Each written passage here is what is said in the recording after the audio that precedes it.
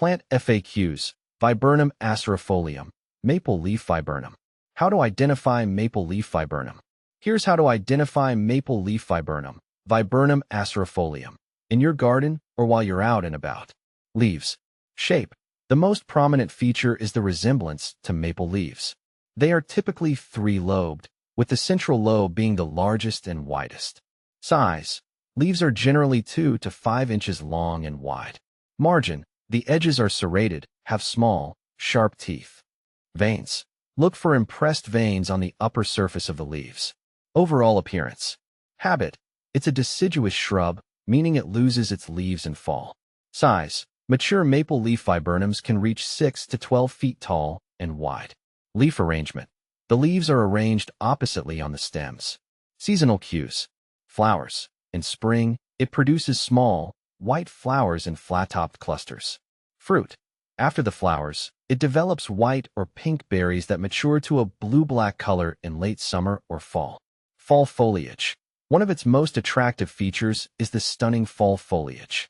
The leaves transform into shades of red, pink, or purple, adding vibrant color to the landscape.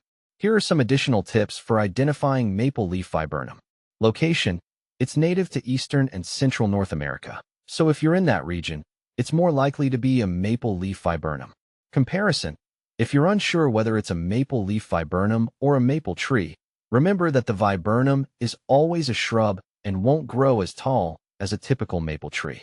Are maple leaf viburnum berries edible? While some viburnum species have edible berries, maple leaf viburnum, Viburnum acerifolium, berries are not considered edible for humans. Here's a breakdown of the information. Wildlife. Many animals, like birds, enjoy the berries of maple leaf viburnum. Unpalatable and inedible. For humans, the berries are considered unpalatable and inedible due to their bitter taste and potentially mild stomach upset if ingested. Is maple leaf viburnum invasive? The answer regarding maple leaf viburnum, Viburnum acerifolium, being invasive depends on the location. Here's a breakdown. Native plant. Maple leaf viburnum is native to eastern and central North America. In these regions, it's not considered invasive. It plays a role in the local ecosystem by providing food and shelter for wildlife. Potentially invasive in some areas. However, maple leaf viburnum can become invasive when introduced to areas outside its natural range. Here's why. Aggressive growth. It can grow densely and spread quickly, potentially outcompeting native plants for resources like sunlight and nutrients. Disrupts ecosystems. This rapid growth can disrupt the natural balance of the ecosystem, impacting native plant communities and the animals that depend on them. Where to buy maple leaf viburnum?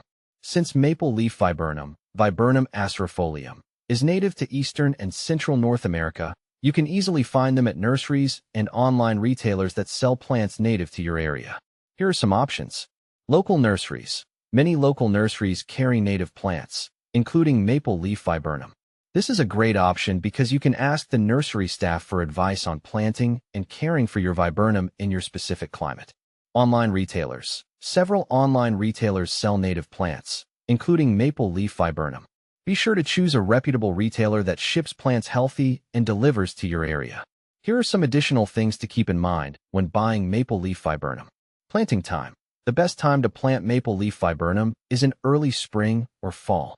Size. They are available in various sizes, from small shrubs to more mature plants.